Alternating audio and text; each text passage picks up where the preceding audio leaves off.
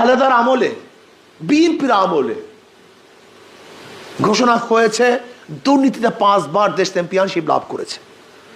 আওয়ামী লীগের আমলে হাজার হাজার লক্ষ লক্ষ কোটি কোটি টাকা পাচার হয়ে গেছে। আপনি কি দেখেছেন শেখ হাসিনার একজন পিয়ন 400 কোটি টাকার মালিক হয়েছে, 400 কোটি টাকার মালিক হয়েছে।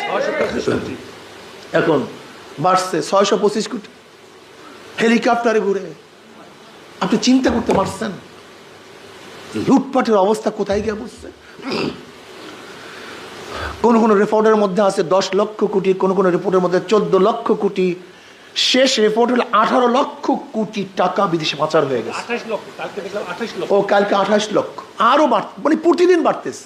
প্রথম দেখছি 10, এরপরে 14, এরপরে 18, এখন 28 লক্ষ কোটি টাকা।